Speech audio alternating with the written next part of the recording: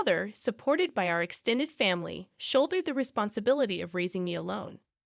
At 28, I found solace in the arms of my wife, Emma. Together, we were blessed with two beautiful children, and I began to understand the true value of family. But our happiness was short-lived. At 35, Emma, a year younger than me, was diagnosed with breast cancer. Despite her courageous battle with chemotherapy, the disease mercilessly claimed her life at the tender age of 38. The loss of Emma left a void in my heart and in the hearts of our children.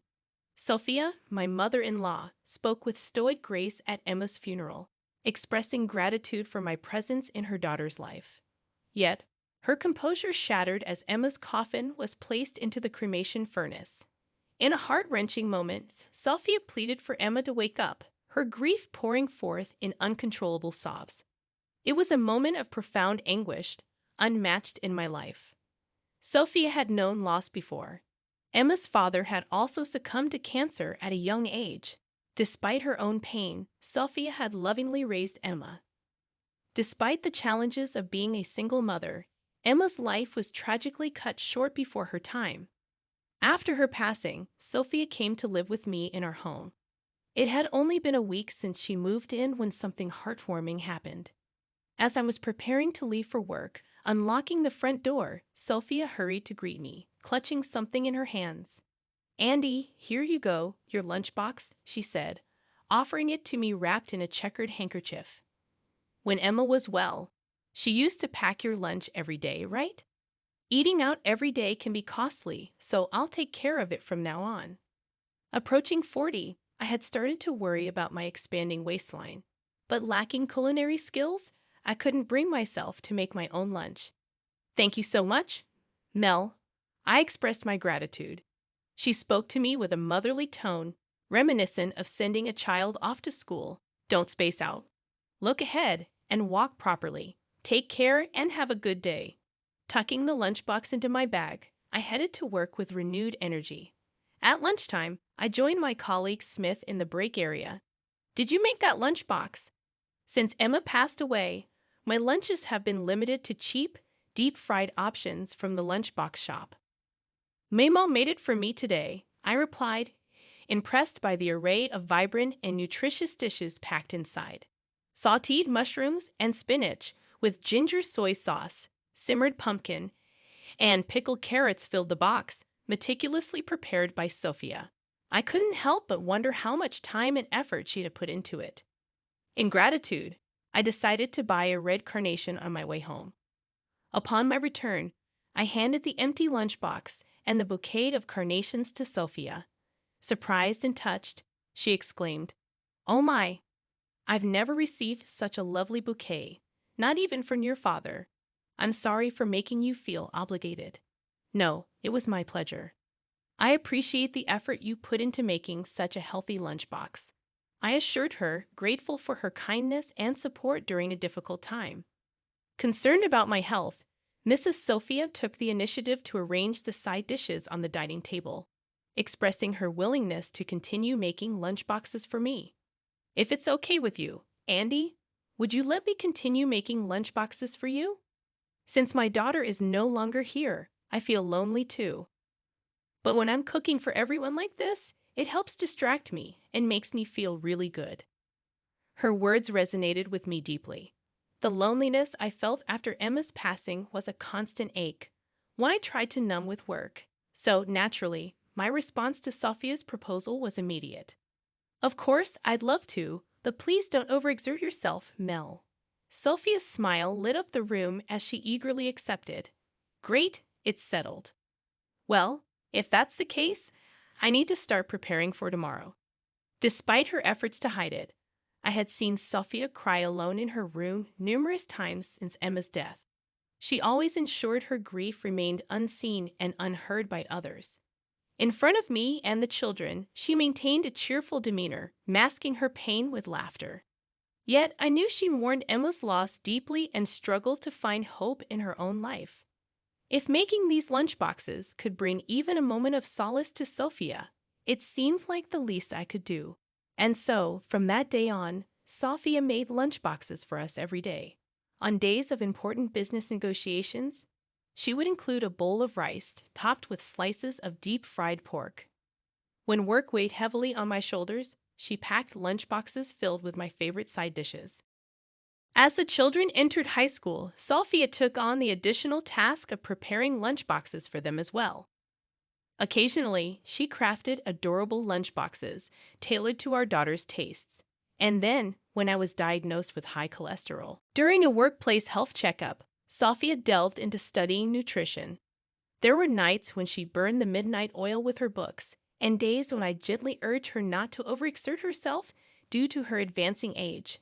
But Sophia would just smile brightly in response, insisting, "I'll be fine, Andy. Even at my age, I can't help but enjoy acquiring new knowledge."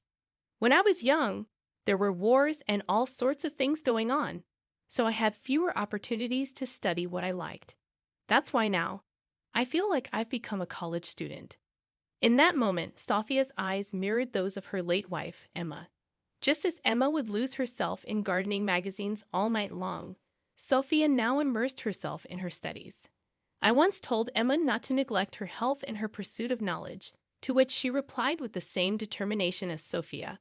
"It's so much fun to expand my knowledge, but I'll be careful.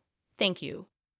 It was a moment when I realized that both Emma and Sophia were truly mother and daughter. Time marched on, and I finally reached the day of retirement. Sophia, at 82 years old, remained remarkably energetic and had never been hospitalized. Despite her age, she continued to make my lunchbox every day, ensuring our meals were well-balanced and healthy. On the morning of my last day of work, I received the usual lunchbox from Sophia and headed out. Since losing my wife, I had poured myself into my work, knowing that Sophia took care of the household and our children impeccably. Her nutritious meals contributed to our family's well-being, and thanks to her, I had no health concerns as I reached 60. As I left the house, I turned to Sophia, who stood at the entrance seeing me off. "Thank you very much, Mel, for making my lunchbox every day until today. Thanks to you, I was able to reach retirement safely." Sophia, her back noticeably hunched, immediately settled into seiza, a formal Japanese sitting position, and bowed deeply, touching the floor with 3 fingers. "Thank you for your hard work throughout your career. Just one more day, give it your best." Carrying my lunchbox as usual, I made my way to work. Upon arriving, I stamped the final seal, a task that would typically feel mundane, but on this day, it felt nostalgic.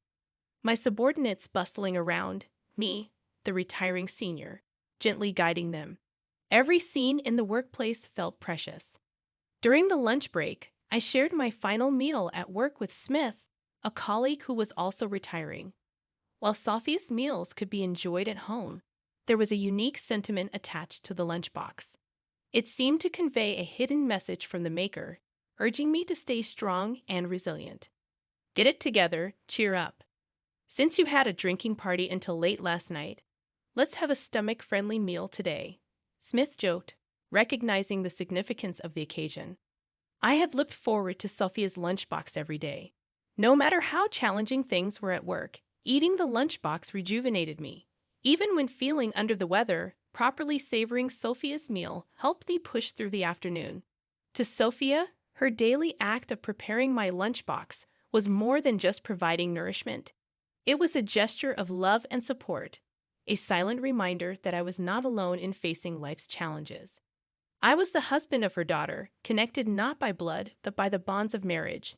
Through Sophia's daily provision of lunchboxes, I experienced a maternal affection that filled a void in my life. In my youth, my grandmother would prepare simple lunchboxes for my school outings, typically consisting of onigiri and rolled omelets. Reflecting on my journey, I carefully unwrapped the lunchbox one day to find a piece of paper atop its contents. It was a letter from Mrs. Sophia, expressing her gratitude. "Andy, thank you for entrusting me with the important task of making lunchboxes. After losing my husband early on, and then my daughter, I struggled daily to find purpose and direction in my life. However, fulfilling this role has brought me immense joy and has sustained me through the darkest times. Even when my daughter was a student, I would wake up early every morning to craft these lunchboxes. However, during that time, I was also balancing a job, leaving me little room to craft elaborate lunchboxes. Nonetheless, I felt a profound sense of achievement in providing nutritious meals for my grown-up son every day. Andy, thank you for allowing me to fulfill the role of a mother once again, Sophia expressed in her letter.